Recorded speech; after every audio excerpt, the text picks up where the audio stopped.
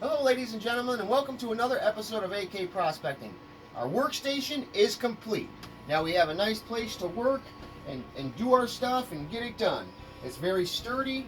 We used all solid pressure treated wood, and we used cedar posts. Everything's reinforced and super strong. But today's episode, what we're going to talk about and what we're going to do is we're going to melt down some gold. All right, so what I have here is 4.5 pounds of plated pins that came off of different electronics and things like that. This took a while to gather these. Each pin was actually harvested individually, one at a time. So we gathered all these up in a jar, and then we extracted the gold. That's why they look in copper in color. So now here's what the great thing. We got the gold off of these, but this 4 pounds can still be turned in as number 1 copper, because now there's no solder on it. It's just pure copper, so you can get number 1 copper for this at the scrapyard. We also had about 220 grams. It was actually 220 grams of BGA chips. Those are the ones with the gold bond wires in the middle. I'd say 20 of the chips didn't process. They needed to be in longer, but we got, I'd say, probably 30, 40 of them. I'd say probably 100, let's say at least 100 grams, 150, more than half done.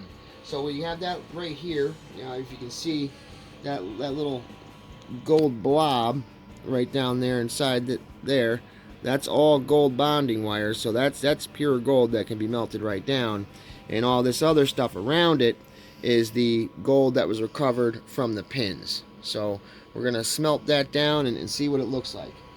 Today, when we do that, we're going to be using the gas pony. Alright, this thing is awesome. It's great. It's going to do everything I need it to do, and I can keep on using it. Now here's something that a lot of people are like, it's an acetylene oxygen hookup. Well, I was thinking, what if I can't get acetylene all the time, right? What if, for some reason there's a shortage on acetylene? I don't know. Acetylene just seemed like it could be hard to get for some reason.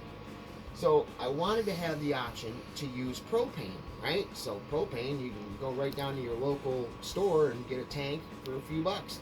So what I did is I actually talked with the guy over there at Airgas, and he explained to me that you can do this. You can actually work off propane, but when you do, you actually have to change your hoses. So when I run out of acetylene, I can actually switch to using propane. In doing so, I have to switch my hoses for safety. If I don't switch my hoses, what's going to happen is it's this hose. If I were to use this hose on propane, this is going to dry rot. Eventually, gas is going to leak out and a bad fire can happen. Super dangerous. So you don't want that to happen. So you buy the proper hose that is made for propane. See, propane has oil in it and petroleum, which can over time start to eat away at the stuff inside this hose. This hose is a totally different makeup, which can take that.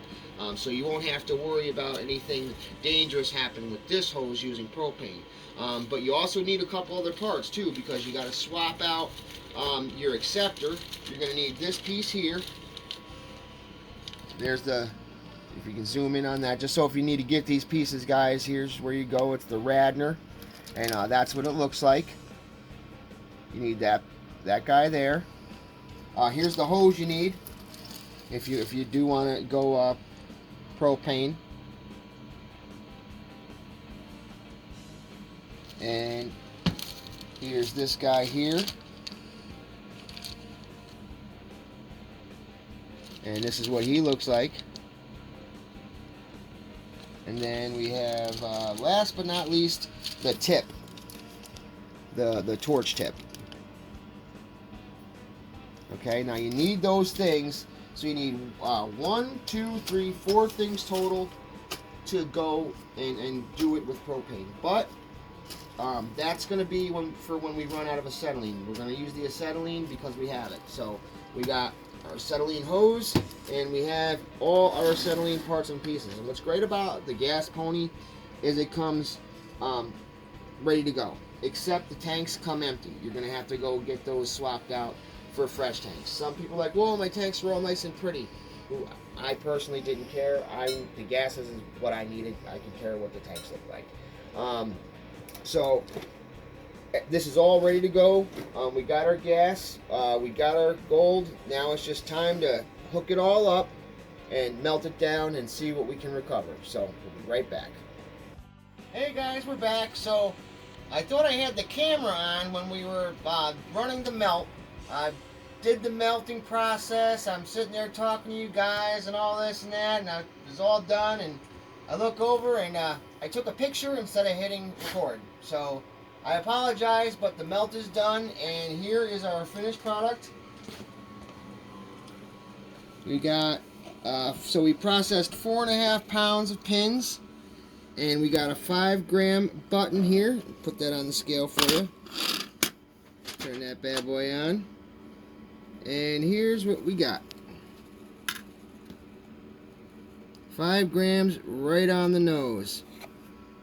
So I'll show you guys how we do the recovery, how we get the recovery out, and that's obviously there's some other metals in there. It's not 100% pure, but it's pretty close. Pretty close. So we're going to show you guys how to pull gold off pins and things like that, so you guys at home can start making these beads for yourself.